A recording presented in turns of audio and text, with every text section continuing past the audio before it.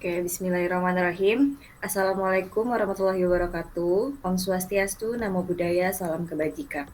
Teman-teman yang saya hormati, terima kasih atas waktu yang kalian berikan kepada saya untuk membuka presentasi kita pada pagi hari ini. Izinkan saya untuk memperkenalkan diri dan rekan-rekan teman saya. Perkenalkan, nama saya Anissa Firstiwardana Zuhro, dan rekan saya ada Elsa, Sherin, Kak Budi, Marsha, Vika, Raisa, dan Tiara. Oke, untuk penjelasan abstrak dan PPT slide 1 oleh Sherin, PPT slide 2 dan slide 3 oleh Kak Budi, slide 4 dan slide 5 oleh Elsa, slide 6 dan slide 7 oleh Marsha, slide 8 dan 9 oleh Raisa, slide 10 dan 11 oleh Vika, slide 12 dan 13 oleh Tiara. Oke, baik, tanpa berlama-lama lagi, mari kita mulai untuk presentasi kita pada pagi hari ini dengan membaca basmalah. Bismillahirrahmanirrahim. Selanjutnya, abstrak oleh Sherin. Oke, materi kali ini yang akan kami bawakan itu tentang pendidikan kewarganegaraan dan ketahanan nasional yang akan membangun kesiapan mahasiswa untuk menanggulangi ancaman negara. Nah, keadaan bela negara bagi mahasiswa ini ternyata berperan penting untuk membangun ketahanan nasional yang kuat, tangguh, dan berkelanjutan. Bela negara ini juga bukan hanya sekedar kewajiban formal yang ditentukan oleh peraturan perundang-undangan, namun juga merupakan wujud nyata rasa cinta, tanggung jawab, dan keterhubungan masyarakat terhadap tanah airnya. Nah, kita nih sebagai mahasiswa ini yang sebagai generasi penerus bangsa itu diharapkan untuk mempunyai rasa cinta tanah air yang kuat, rasa kebanggaan yang kuat, serta keinginan untuk berkontribusi aktif dalam menjaga kedaulatan dan keutuhan negara dalam menghadapi tantangan global tersebut.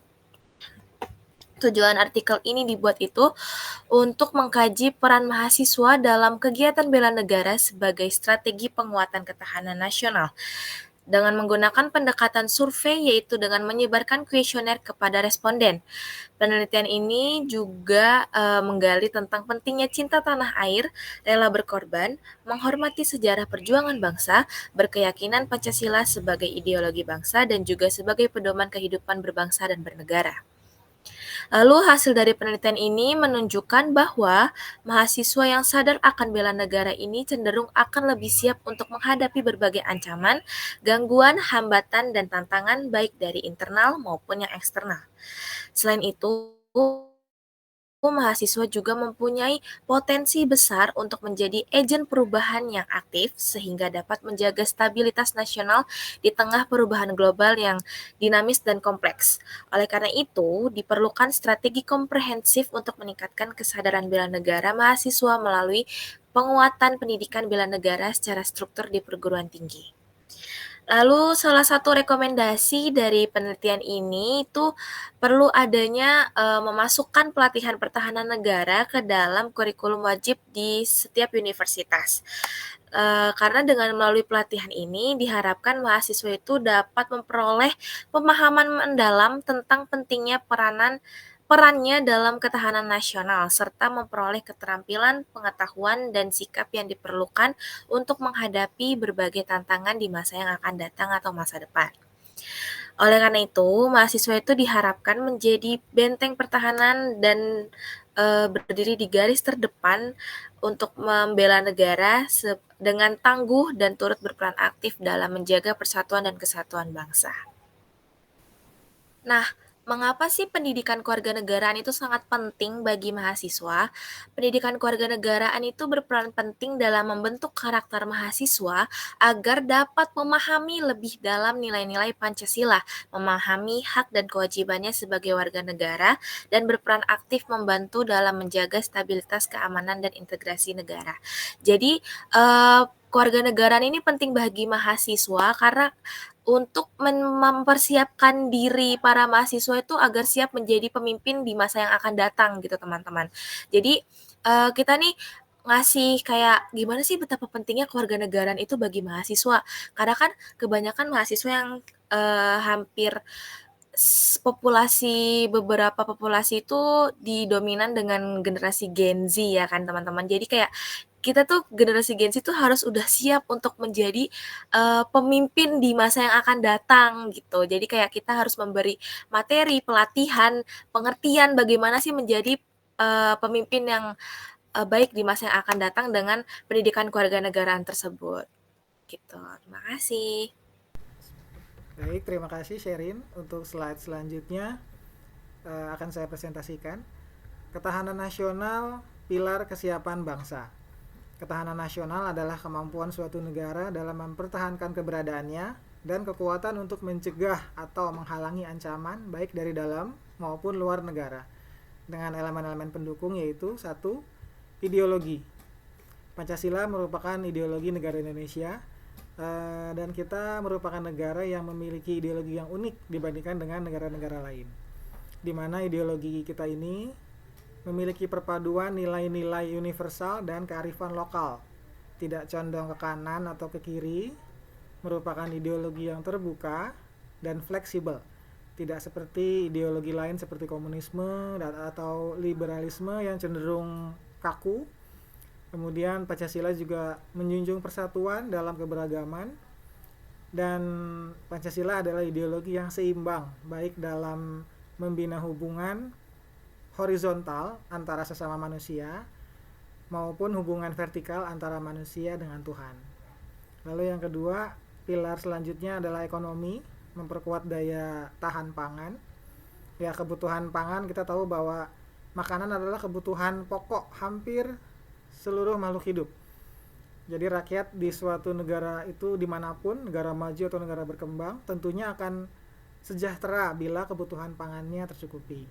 Dan jika kebutuhan pangannya tercukupi, rakyat yang sejahtera tentunya akan mampu menjaga ketahanan dan keamanan dalam negaranya.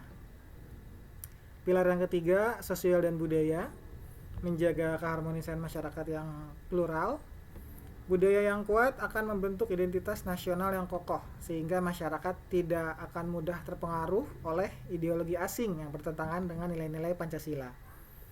Sosial dan budaya bukan hanya menjadi aspek kehidupan sehari-hari, tetapi juga berperan penting dalam memperkuat ketahanan nasional.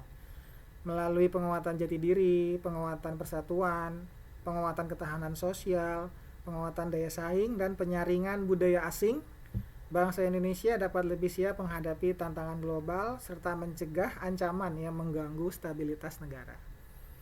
Pilar yang keempat kemudian ada keamanan, memastikan stabilitas keamanan dalam negara dan kekuatan untuk menghalau ancaman dari luar negara.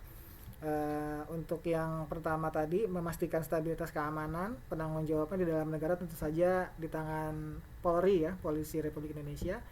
Tapi tidak akan berjalan lancar jika tidak ada dukungan dari masyarakat. Jadi tentunya masyarakat berperan penting mendukung.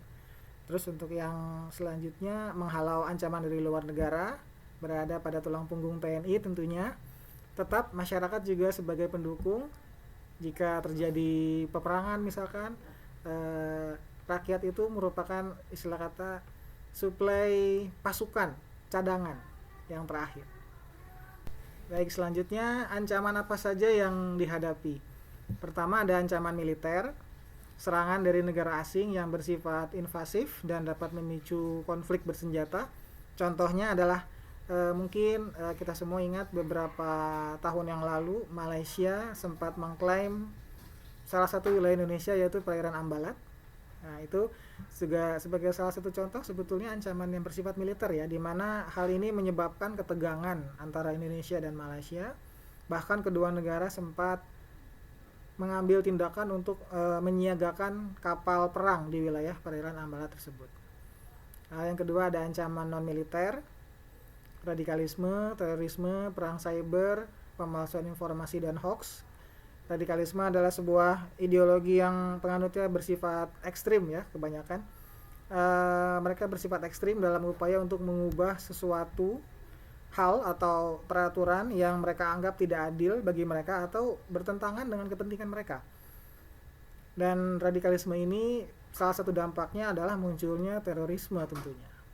Lalu kemudian untuk perang cyber, tahun lalu sekitar bulan Juli 2024 data negara kita di pusat data nasional itu sempat diretas oleh sebuah komunitas cracker ya yang mencuri data-data warga negara kita dan meminta sejumlah uang untuk menebus, tapi ya alhamdulillahnya diberikan kunci deskripsinya secara gratis. Dan ini juga merupakan ancaman sebetulnya, jadi menunjukkan kalau sebenarnya keamanan cyber di negara kita ini masih kurang dan perlu diperkuat lagi. Lalu terakhir ada ancaman internal, konflik horizontal antara masyarakat karena sara, suku, agama, ras, dan antar golongan. Ini biasanya terjadi karena kurangnya rasa toleransi antara satu suku atau golongan terhadap suku atau golongan yang lain karena biasanya memiliki budaya yang bertentangan. Lalu kemudian konflik dalam politik seperti persaingan partai politik yang mungkin bisa menimbulkan kecurangan dalam pemilu atau pilkada. Kemudian korupsi yang kita tahu tidak pernah ada habisnya, di seluruh lapisan itu pasti terjadi tindak korupsi.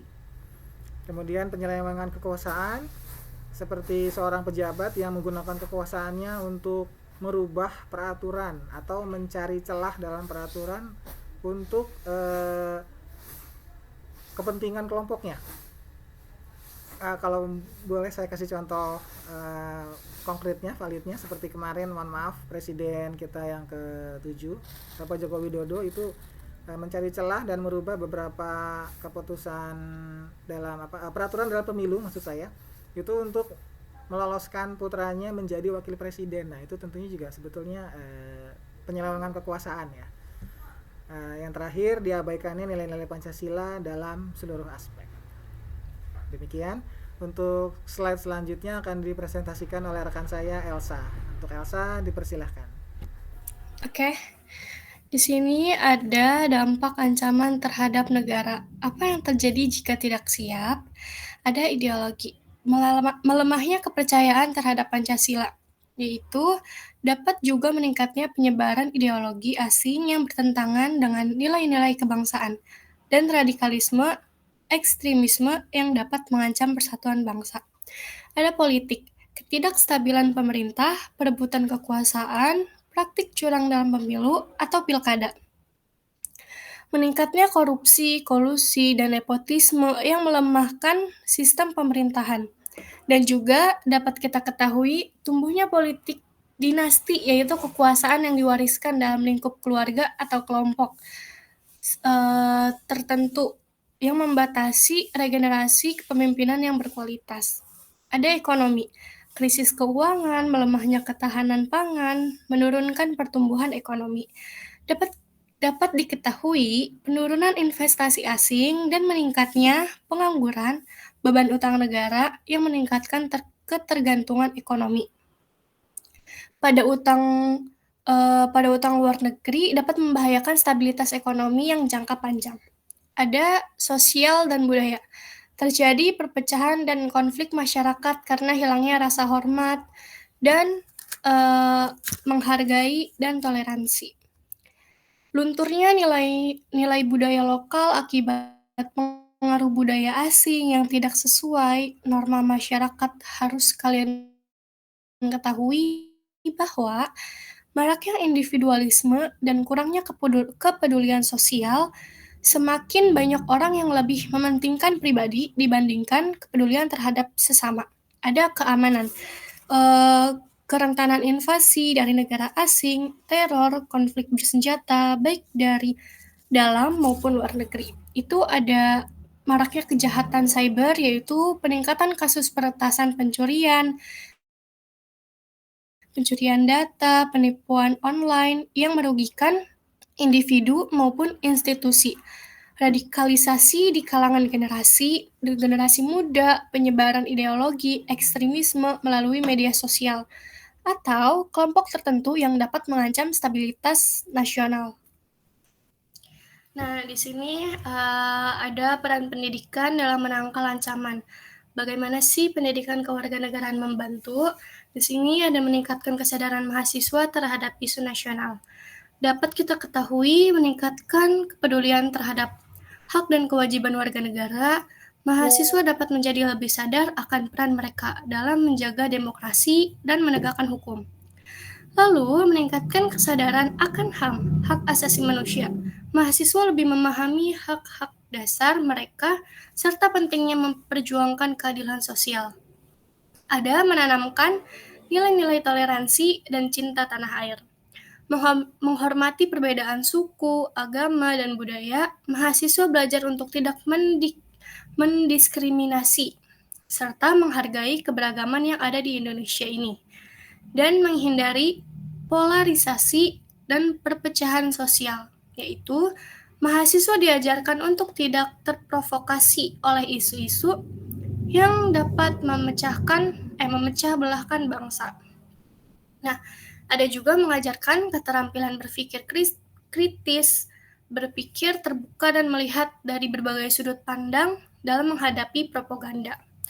Mendorong kemampuan analisis yang mendalam, mahasiswa diajarkan untuk mengevaluasi suatu isu secara objektif sebelum mengambil kesimpulan dan mendorong sikap inovatif dan kreatif, berpikir kritis, terus tidak hanya untuk menganalisis masalah, tetapi juga kita harus menemukan ide-ide yang baru untuk bermanfaat gitu, baru yang bermanfaat.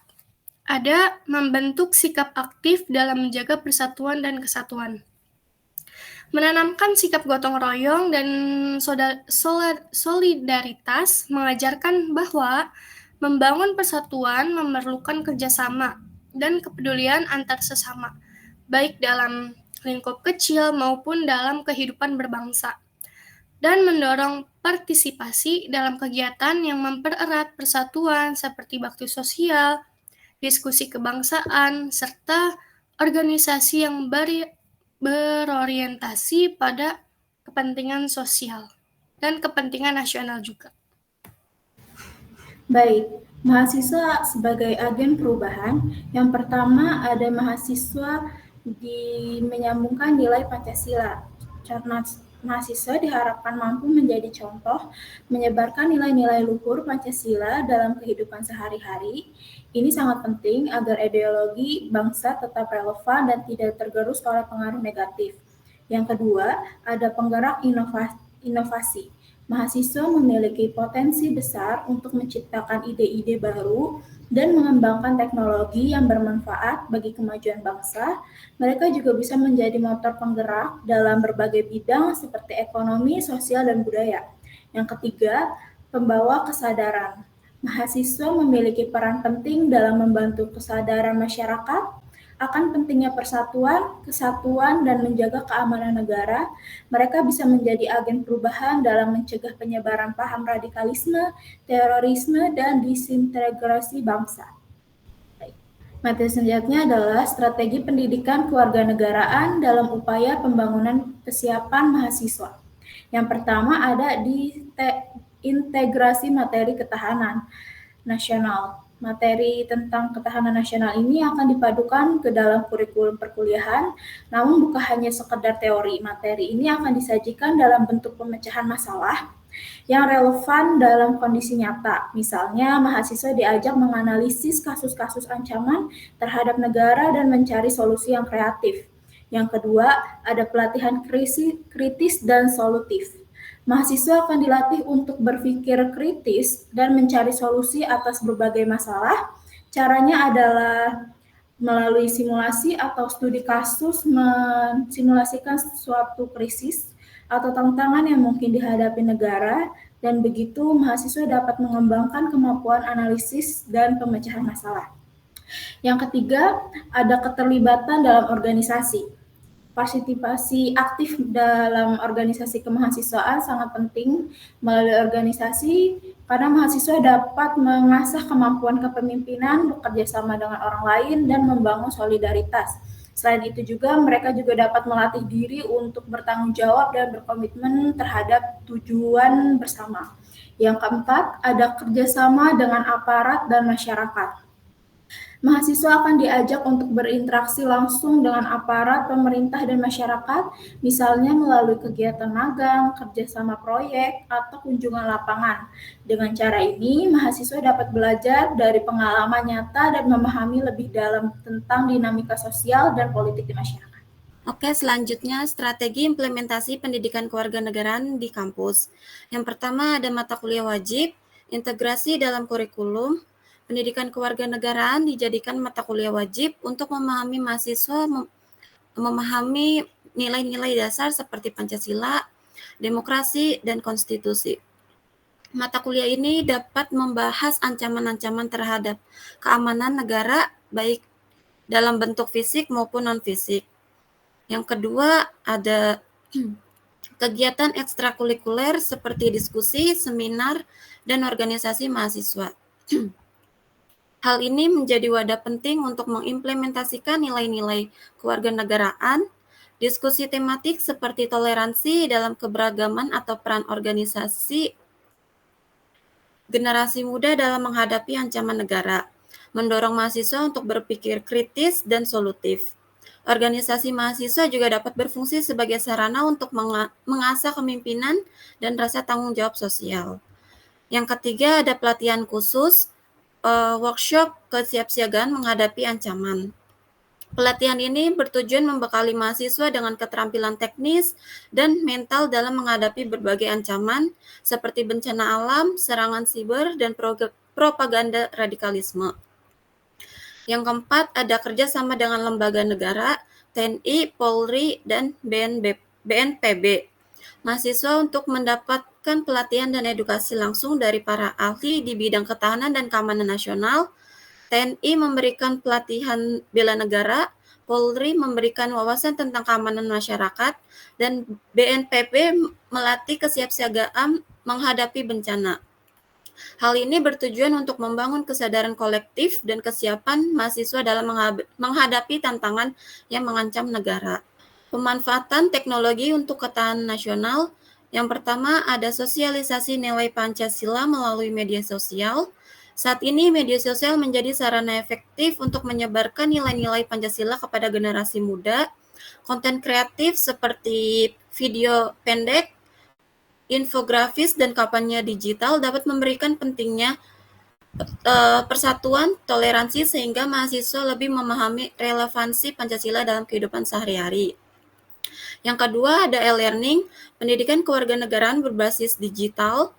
Saat ini pendidikan kewarganegaraan berbasis digital, mahasiswa dapat mengakses modul pembelajaran pendidikan kewarganegaraan secara fleksibel. E-learning dapat menyediakan materi interaktif seperti simulasi peran, studi kasus ancaman negara untuk memperkuat pemahaman tentang isu-isu. Yang ketiga ada keamanan siber, pelatihan untuk melawan keancaman siber. Di dunia ini digital tidak terlepas dari ancaman siber yang dapat melemahkan stabilitas nasional seperti peretasan data dan penyebaran berita palsu. Pelatihan keamanan siber bagi mahasiswa dapat membekali dengan kemampuan mendeteksi, mencegah, dan melawan serangan siber sehingga berkontribusi pada keamanan nasional. Yang keempat, ada aplikasi edukasi, penggunaan teknologi untuk mempermudah akses pengetahuan. Aplikasi edukasi ini yang dirancang untuk memperkuat wawasan menjadi alat pembelajaran yang menarik. Fitur seperti kuis tentang sejarah bangsa, simulasi kebijakan nasional, dan pengetahuan tentang peran mahasiswa dalam menjaga ketahanan nasional dapat mendorong partisipasi aktif generasi muda. Lalu apa sih yang bisa dilakukan mahasiswa untuk ketahanan nasional? Yang pertama, berperan aktif dalam diskusi, seminar, pelatihan, dan aksi sosial. Mahasiswa dapat mengikuti diskusi dan seminar yang membahas isu strategis seperti ketahanan pangan dan selalu berpartisipasi dalam pelatihan bela negara. Mahasiswa juga terlibat dalam kegiatan seperti pengabdian masyarakat, penanggulangan bencana, dan yang lain-lain. Yang kedua, mengawasi media sosial dan mencegah penyebaran hoaks serta propaganda. Contohnya mahasiswa dari berbagai universitas membentuk komunitas literasi digital yang bertujuan untuk melawan hoaks dan memberikan edukasi melalui kampanye daring. Yang ketiga, mengembangkan kompetensi diri agar bisa membantu mencari solusi atas masalah nasional. Seperti inovasi mahasiswa di bidang teknologi menghasilkan alat deteksi dini tsunami yang kini digunakan di wilayah rawan bencana. Yang keempat, mengutamakan kepentingan nasional di atas kepentingan pribadi atau kelompok. Mahasiswa yang menggalang dana untuk korban bencana alam menunjukkan semangat kepedulian tanpa memandang latar belakang, suku, agama, atau ras. Lalu ada hambatan dalam membangun ketahanan nasional.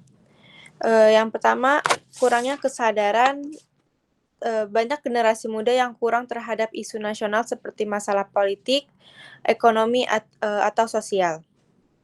Yang kedua, minimnya fasilitas, terbatasnya sarana untuk pendidikan kewarganegaraan. Pendidikan kewarganegaraan yang seharusnya membangun kesadaran berbangsa dan bernegara masih adanya kendala seperti kurangnya materi pembelajaran yang relevan dengan tantangan zaman. 3. Pengaruh globalisasi. Lunturnya nilai-nilai lokal dan nasionalisme, generasi muda cenderung mengikuti budaya asing yang tidak sesuai dengan nilai-nilai Pancasila.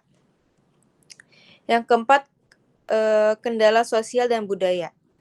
Konflik antar kelompok atau komunitas. Konflik sosial masih menjadi tantangan besar dalam menjaga persatuan disebabkan oleh perbedaan suku, agama, ras, golongan sara, dan kurangnya dialog untuk menyelesaikan perbedaan. Oke, selanjutnya di sini ada studi kasus, ancaman, dan juga respon. Dalam pendidikan kewarganegaraan ini, kita dapat mempelajari dan juga memahami berbagai ancaman yang dapat mempengaruhi ketahanan nasional.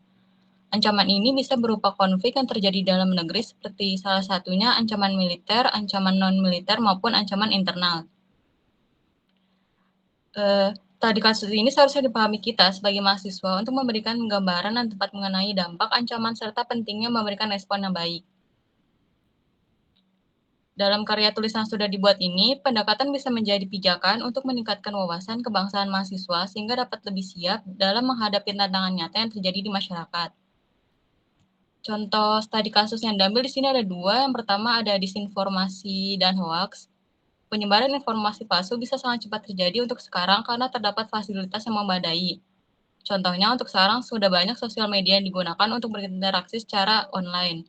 Untuk menghadapinya dengan mampu menahan diri agar tidak terlalu cepat merespon atau menyimpulkan masalah yang sedang terjadi sehingga tidak akan terjebak dengan informasi palsu. Kita juga bisa mencari apakah informasi tersebut memang benar terjadi atau tidak. Selanjutnya di sini ada radikalisasi di kampus atau dapat diartikan sebagai mahasiswa atau individu di lingkungan perguruan tinggi yang memiliki pandangan atau ideologi yang berbeda dengan bertentangan dengan nilai-nilai kehidupan yang terjadi di masyarakat. Perilaku ini juga sering ditemukan di sekitar seperti keterlibatan dalam aksi kekerasan ataupun demonstrasi anarkis. Dengan ikut serta dalam aksi kekerasan atau demonstrasi yang tidak sesuai dengan prinsip demokrasi, di mana mereka berusaha menggulingkan sistem dengan cara-cara yang cukup ekstrim. Solusi umum yang dilakukan untuk mengatasi radikalisasi ini bisa dengan mengikuti kegiatan kampus yang lebih positif seperti seminar yang biasa diberikan oleh kampus. Selanjutnya di sini ada solusi membangun kesiapan mahasiswa. Kesiapan kita sebagai mahasiswa dalam menanggulangi ancaman negara dapat dibangun melalui integrasi atau pemahaman. Di sini terdapat 4 contoh yang diambil. Yang pertama, kurikulum berbasis kompetensi. Kurikulum ini berfokus pada pengembangan pengetahuan dan sikap mahasiswa agar mampu menghadapi tantangan nyata. Kurikulum ini juga dapat mendorong mahasiswa untuk tidak hanya memahami teori dari mata kuliah yang diajarkan, tetapi juga menerapkannya melalui kegiatan seperti proyek berbasis masalah, magang, hingga penelitian yang dilakukan. Yang kedua yaitu pelatihan soft skill, bertujuan untuk meningkatkan cara bagaimana kita berkomunikasi, berpikir kritis, dan juga kerjasama tim. Dengan ini, mahasiswa dapat mempersiapkan diri untuk lebih percaya diri dan dapat menjalin hubungan sosial, baik di dalam kampus maupun di luar kampus.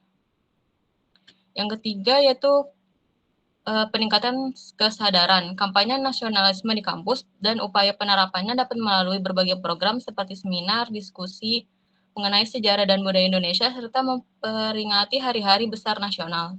Dan yang terakhir ada kolaborasi multisektoral yaitu dengan menghubungkan mahasiswa dengan pemerintah dan masyarakat yang saat ini biasanya terjadi melalui program-program seperti kuliah kerja nyata KKN yang merupakan program pengabdian untuk masyarakat. Di sisi lain, program ini dapat memberikan pengalaman langsung tentang kondisi atau tantangan nyata yang dihadapi di masyarakat. Di sini ada sinergi untuk ketahanan bangsa.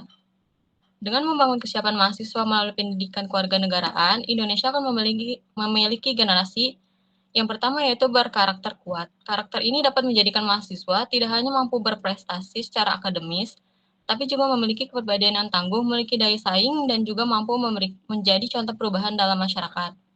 Selanjutnya ada berpikir strategis, yang merupakan kemampuan untuk berpikir secara menyeluruh dan matang, melibatkan pola pikir kritis dan dapat dikembangkan melalui kegiatan kampus ataupun organisasi yang dapat membentuk pribadi berpikir dalam perencanaan yang strategis. Yang ketiga ada siap menghadapi tantangan global. Mereka yang bisa beradaptasi dengan perubahan, memahami dunia luar, dan punya skill yang dibutuhkan untuk sekarang ini. Misalnya, pada pemahaman teknologi dengan cara berpikir kritis untuk menyelesaikan masalah. Yang terakhir di sini ada ketahanan nasional dimulai dari generasi muda yang tangguh. Nah, pernyataan ini bisa diartikan sebagai generasi yang dimana mereka memiliki karakter yang kuat, mampu berpikir kritis, bisa menghadapi dan siap menghadapi tantangan. Dengan kata lain, ketahanan nasional bukan hanya soal pertahanan militer, tapi juga memastikan generasi penerus mampu menjaga stabilitas dan kedaulatan bangsa dalam segala aspek. Baik, terima kasih Tiara. Selanjutnya saya akan mempresentasikan salah satu hasil metode penelitian kami yang menggunakan metode kuantitatif deskriptif dengan menyebarkan kuesioner pertanyaan tertutup kepada responden, yaitu para mahasiswa di universitas. Kami menyiapkan kurang lebih 20 pertanyaan dan kemudian kami pilih lagi menjadi 10, dan inilah hasil dari 10 pertanyaan yang kami pilih tersebut. Yang pertama ada pemahaman tentang sistem pemerintahan di Indonesia. Mayoritas responden mahasiswa menjawab setuju 40% dan sangat setuju 16,7%. Ini menunjukkan pemahaman yang baik mahasiswa terhadap sistem pemerintahan kita. Yang kedua, pentingnya pendidikan kewarganegaraan dalam membentuk karakter mahasiswa. Sebagian besar menjawab setuju 53,3% dan sangat setuju 33,3%, menunjukkan kepercayaan kuat terhadap pendidikan kewarganegaraan sebagai pembentuk karakter mahasiswa. Yang ketiga, pendidikan kewarganegaraan untuk menanamkan nilai kebangsaan. Hasil dominan pada setuju 53,3% dan sangat setuju 43,3%, yang menekankan bahwa nilai kebangsaan sangat penting. Yang keempat, pengembangan sikap kritis terhadap isu sosial melalui pendidikan kewarganegaraan. Sebagian besar memilih setuju 48,3% dan sangat setuju 41,4%, menunjukkan pengakuan terhadap peran pendidikan kewarganegaraan dalam mengembangkan sikap kritis mahasiswa. Yang kelima, menghadapi tantangan globalisasi. Responden menunjukkan keyakinan dengan setuju 53,3% dan sangat setuju 36,7%, menunjukkan bahwa pendidikan kewarganegaraan membuat mahasiswa lebih siap menghadapi tantangan globalisasi. Yang keenam, menjadi pemimpin di masa depan melalui pendidikan kewarganegaraan.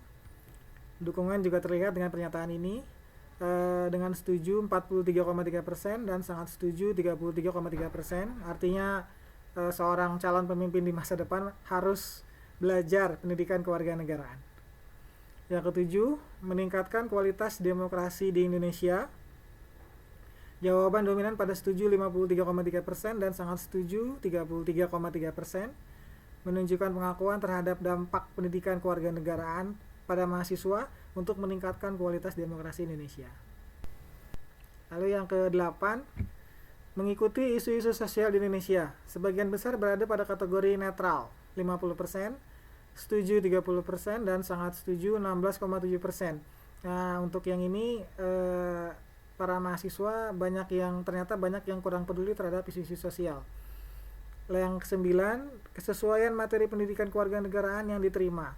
Responden menunjukkan kecenderungan pada netral 50%, setuju 40%, menunjukkan bahwa masih merasa ada sedikit kekurangan dalam kesesuaian materi pendidikan kewarganegaraan yang diterima oleh mahasiswa saat ini.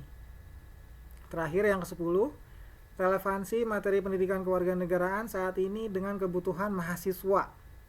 Sebagian besar menjawab setuju 36,7% dan netral 36,7%, yang menunjukkan bahwa relevansi materi pendidikan kewarganegaraan saat ini masih memerlukan penguatan.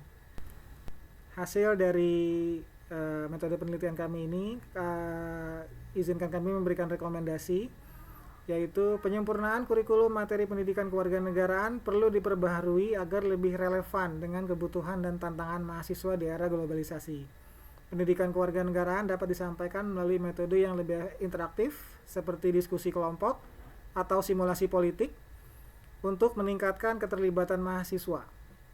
Penekanan pada isu sosial dan globalisasi dapat membantu mahasiswa memahami peran mereka dalam masyarakat secara lebih mendalam.